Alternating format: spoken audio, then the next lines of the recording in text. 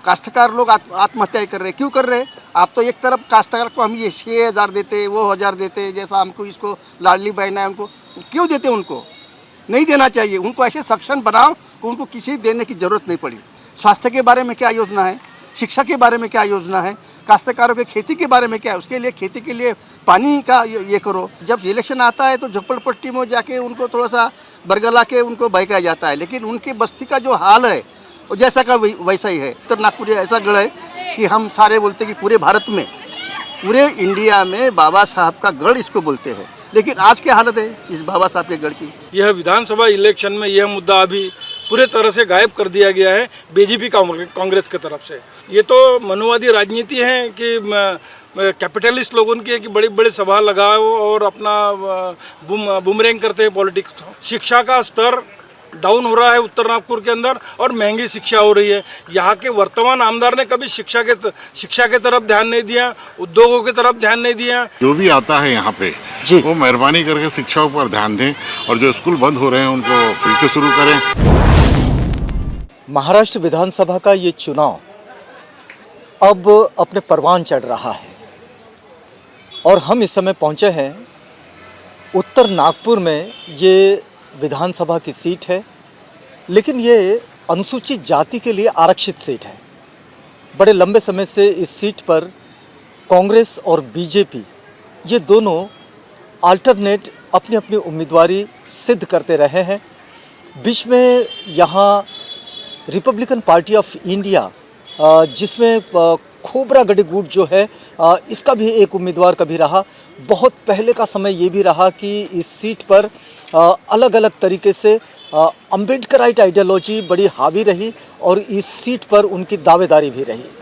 लेकिन अभी के दिनों में हम ये देखते हैं कि इस पर कांग्रेस और बीजेपी ये अपना दावा पेश करती रही है। पिछले बार जब ये चुनाव हुए तो यहाँ कांग्रेस की सीट रही। हम जब लोगों से बातचीत करते हैं, हम जब उम्मीदवारों से बातचीत करते हैं तो उम्मीदवार अपनी अपनी ओर से अपने अपने दावे पेश करते हैं। लेकिन आज हम समझने का प्रयास कर रहे हैं कि उत्तर नागपुर की जनता इस चुनाव में क्या सोचती है।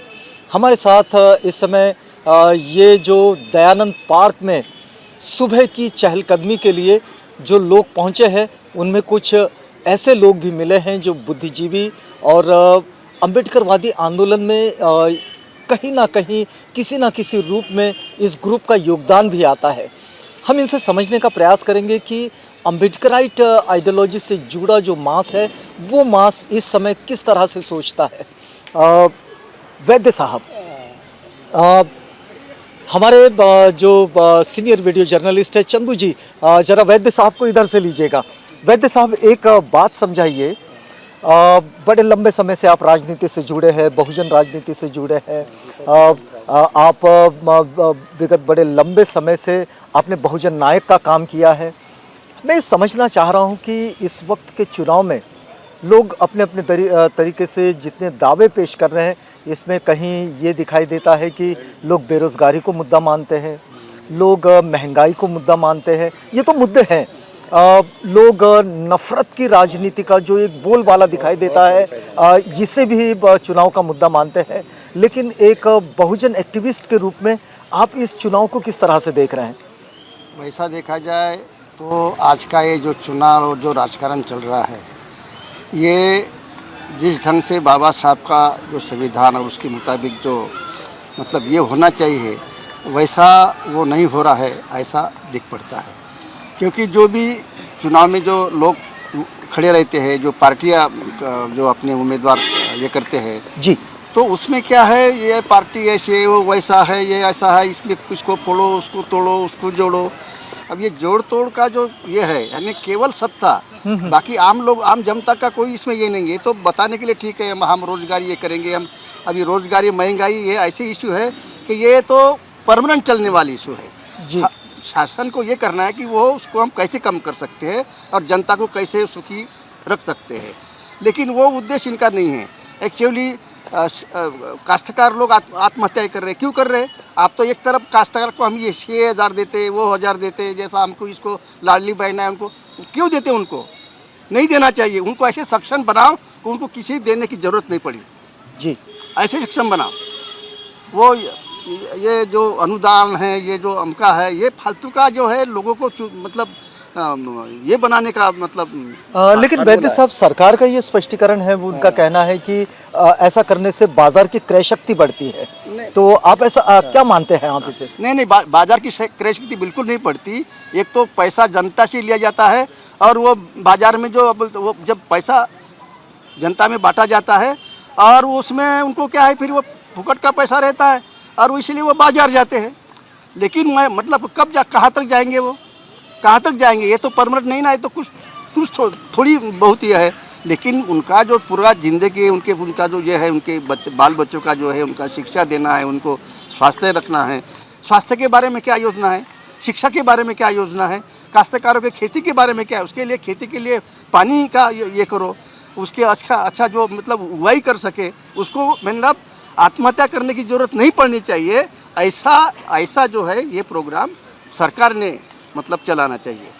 लेकिन वैद्य साहब, आप तो उत्तर नागपुर से आते हैं, उत्तर नागपुर की समस्याओं को कैसा देखते हैं आप? उत्तर नागपुर यानी ये जो है, ये उत्तर नागपुर ये बहुत सारी स्लम एरिया है, दलित बस्ती है, झोपड़पट्टी है। लेकिन यहाँ पे क्या है, वो जब इलेक्शन आता है तो झोपड़पट्टी में जाके उनको थोड़ा सा बरगला के उनको बहकाया जाता है। लेकिन उनकी बस्ती का जो हाल है वो जैसा का वैसा ही है। तुम बाकी के जैसा धनतोली देखो, रामदासपेट देखो, जरीपटका देखो, यहाँ का जरीपटका की सड़कें, जरीपटका का सारा पानी व्यवस्था वगैरह। लेकिन इसके बाजू में अगर से दूसरा इंदौरा देखो या उसकी रिपब्लिकन नगर देखो, उसमें कैसी व्यवस्था है, दोनों की ये करो, फिर आपको पता चलेगा कि उत्तर नागपुर की हालत क्या है। ये तो ठीक है, अब इसके लिए हम ऐसा करेंगे वैसा करेंगे, लेकिन उत्तर नागपुर एक्चुअली उत्तर नागपुर ऐसा गढ़ है कि हम सारे बोलते हैं कि पूरे भारत में, पूरे इंडिया में बाबा साहब का गढ़ इसको बोलते हैं। लेकिन आज क्या हालत है इस बाबा साहब के गढ़ की, वो आज इस बाबा साहब का गढ़ को हमने ध्वस्त कर दिया है। ये तो हमारे लिए बहुत शर्मनाक बात है जी। नंदेश्वर जी, एक बात समझाइए कि आप बड़े लंबे समय से अधिकारियों का और कर्मचारियों का जो आंदोलन है, जो संगठित क्षेत्र में आते हैं, इस आंदोलन के साथ आप बड़े लंबे समय से जुड़े रहे। हम आपसे एक बात समझना चाहते हैं कि ये जो 1 अगस्त को सुप्रीम कोर्ट ने जो डिसीजन दिया शेड्यूल्ड के सब क्लासिफिकेशन पर, तो ये मुद्दा क्या इस चुनाव को प्रभावित करता है या कर सकता है, दिखाई देता है आपको?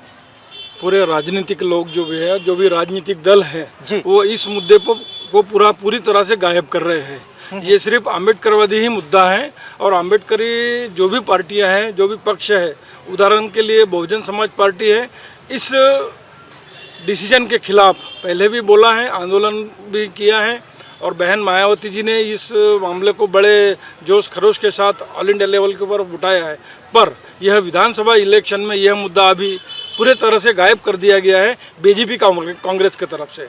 इनकी मंशा यही है कि इस मुद्दे को डाइल्यूट करके, अलग डाइवर्शन करके चुनाव लड़ा जाए। लेकिन इस समय बहुजन समाज पार्टी को अगर देखा जाए तो पूरे महाराष्ट्र में वो जिस तरह का चुनाव प्रचार कर रही है या फिर जिस तरह से उनकी तैयारी दिख रही है, जहाँ तक हमारी जानकारी है कि केवल एक सभा, जो बड़ी सभा बहुजन समाज पार्टी के प्रमुख की ओर से आनी है, वो उतनी एक सभा दिखाई देती है। आपको लगता है कि क्या इस तरह से इस मुद्दे के साथ बहुजन समाज पार्टी अपने आप को स्टैंड कर पाएगी? हाँ, क्यों नहीं स्टैंड कर पाएंगे। अभी पुणे में बहन जी की सभा है आने वाले 2-4 दिन के अंदर। मुझे लग रहा है नागपुर में भी चल रहा था उनका वाला। बट जब राजा अपने जगह काम करता है तो हम सेनापति भी तो है ना, सेनापति भी जो अपने काम कर रहे हैं, अपने कार्यकर्ता। बहुजन समाज पार्टी का अपना एक फिनोमिना है, 5 साल तक कैडर कैंप के माध्यम से काम करते हैं, छोटे बड़े गरीब एरिया में जाते हैं, झोपड़पट्टी झुग्गी झोपड़ियों में जाके काम करते हैं और उसी तरह समाज के जो शिक्षित वर्ग है वो भी अपनी अपनी जिम्मेदारी निभाते हैं। ज़रूरी नहीं है कि बहुत बड़े सभा में आके मतदाता कन्वर्ट होता है। ये तो मनुवादी राजनीति है कि कैपिटलिस्ट लोगों की है कि बड़ी बड़ी सभा लगाओ और अपना बूमरैंग करते हैं पॉलिटिक्स। हम लोग वो बूमरैंग में सम्मिलित होने वाले नहीं हैं। हमारे छोटे छोटे कार्यकर्ता जो हैं वो बहुत बड़े पैमाने के ऊपर समाज में अपना काम कर रहे हैं। लेकिन क्या ये बता पाएंगे आप कि उत्तर नागपुर इस समय किन मुद्दों के साथ इस चुनाव में जा रहा है? क्योंकि जनता भी तो अपने मुद्दों के साथ खड़ी होगी और आप एक एक्टिविस्ट के रूप में उत्तर नागपुर को देखते तो होंगे। बहुजन समाज पार्टी का पहला मकसद तो ये है कि उत्तर नागपुर के अंदर अभी इंडस्ट्री कुछ नहीं है। शिक्षा के दृष्टिकोण से देखा जाए तो बड़े बड़े अच्छे कॉलेजेस यहाँ नहीं हैं, बाकी के ट्यूशन क्लासेस नहीं हैं। मुझे लग रहा है यहाँ पे 1984 के पहले जो कॉरपोरेशन के स्कूल्स थे वो भी बंद हो गए हैं। एससीएस गर्ल्स स्कूल्स की हालत क्या है, महात्मा फुले स्कूल्स की क्या है हालत है, स्वास्तिक स्कूल्स की क्या हालत, पूरे उत्तर नागपुर के स्कूल के ऐसा जर्जर कर दिया गया है जो कि यहाँ के लोग पढ़ नहीं सके। एक तो शिक्षा का स्तर डाउन हो रहा है उत्तर नागपुर के अंदर और महंगी शिक्षा हो रही है। यहाँ के वर्तमान आमदार ने कभी शिक्षा के तरफ ध्यान नहीं दिया, उद्योगों की तरफ ध्यान नहीं दिया। या बाजार पेठों में जाओ, शनिवारा बाजार है और के बाजार में जाओ तो कैसी गंदगी बरसात के समय में मिलती है। यहाँ बागान बने हैं, बाग बनने के बाद भी बाथरूम की हालत देखो। ये सब चीज़ों की समस्या है। बनाना आसान है पर उसको चलाने के लिए कैसे यंत्रणा होना चाहिए, ये वर्तमान आमदार और बाकी के भी लोगों ने, बीजेपी कांग्रेस के जितने भी लोग हैं, ये सिर्फ समस्या को ध्यान में रखते हुए कोई रेमेडी नहीं रहती है। ये सिर्फ वोटों के ध्यान में रखते हुए अपनी रेमेडी अडॉप्ट करती है। पर बहुजन समाज पार्टी अपने लेवल के ऊपर ग्रास रूट पे उठने की सोचती है। ये गहराई की सोच है।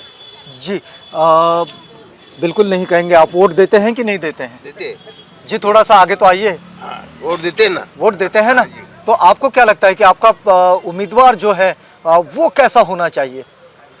पब्लिक का जो है वो उसको ध्यान में रखते हुए, जनता को ध्यान में रखते हुए जो उसने करना चाहिए वो ऐसा नहीं करते ये लोग। जो भी उम्मीदवार खड़े होते हैं सब इसके लिए खड़े होते हैं, सब पैसा आ जाए पैसे के लिए खड़े होते हैं। अच्छा, मतलब ये भी लोकतंत्र में दिखाई देता है। हाँ जी। साहब, आपका रहना कहाँ होता है? मैं अमर ज्योति नगर में रहता हूँ। अमर ज्योति नगर तो यहाँ से लगा रहेगा यही? हाँ, लगा हुआ है। वोटिंग आपने इतने बरसों में कई बार की होगी। हाँ, ये तो बताना बड़ा मुश्किल है क्योंकि महानगर पालिका के चुनाव है, विधानसभा के हैं, लोकसभा के हैं। आप बताएंगे कि उत्तर नागपुर इस समय क्या सोचता है कि किस तरह की समस्याओं के साथ उत्तर नागपुर की जनता अपने प्रतिनिधि को चुनती है? सबसे पहली चीज़ तो मैं बोलूँगा जितने भी शालाएँ थे, स्कूल्स थे जी, वो सब सारे बंद हुए क्योंकि वहाँ टीचर्स वगैरह प्रोवाइड नहीं किए गए, जिससे हम अपने बच्चों को दूसरे स्कूलों में डालते गए हैं। तो मेरा ऐसा अनुमान है जो भी आता है यहाँ पे वो मेहरबानी करके शिक्षाओं पर ध्यान दें और जो स्कूल बंद हो रहे हैं उनको फिर से शुरू करें ताकि गरीबों के बच्चे पढ़ सकें उसमें। आपको क्या लगता है, एक इतनी उम्र आपने गुजारी है, आपको क्या लगता है कि आपका प्रतिनिधि जो असेंबली में आवाज़ दे, आपका प्रतिनिधि जो लोकसभा का में आपकी नुमाइंदगी करें, तो ये प्रतिनिधि कैसा होना चाहिए? आपकी सोच क्या कहती है? प्रतिनिधि तो ऐसा लोकप्रिय होना चाहिए, सबकी समस्याओं को देख के चलने वाला होना चाहिए और उनके एक दूरदृष्टि होना चाहिए कि भाई इस एरिया में मेरे को क्या क्या करना है। जब वो करेंगे वो सब काम और जनता के सुनते जाएंगे कि उनके प्रॉब्लम्स क्या हैं तो ही वो लोकप्रिय हो जाएगा। जी, आप साहब कहाँ पर हैं? मैं यहीं कुशीनगर में रहता हूँ। कुशीनगर में। आपको क्या लगता है कि किस तरह की समस्याओं के साथ इस समय उत्तर नागपुर विधानसभा के इस चुनाव में खड़ा है? समस्या तो बहुत ही है। अभी मेन समस्या यह है कि स्कूल की समस्या ज़्यादा है यहाँ पे। स्कूल बहुत कम हो गया है।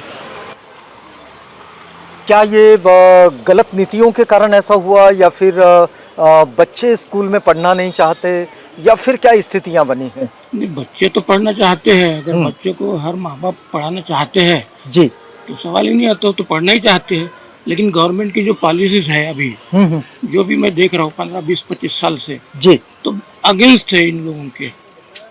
अच्छा, मतलब कुछ लोग जो है उनके पूरे अगेंस्ट में, वो चाहते हैं कि ये लोग ना हो, सीधी बात है जी, और हम इन पे राज कैसे करें, बस वही एक उनका टारगेट चल रहा है। क्योंकि इतने दिनों से हम बोलते हैं शिक्षा की जो नीति है वो नीति कुछ ठीक ठाक दिखाई नहीं देती।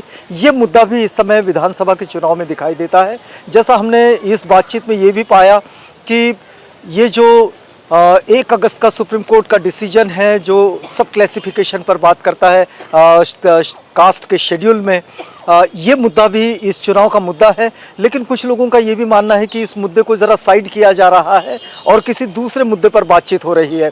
इस समय हम लोग उत्तर नागपुर के इस विधानसभा निर्वाचन क्षेत्र में हैं और जनता क्या सोचती है ये बात आपको समझा रहे हैं।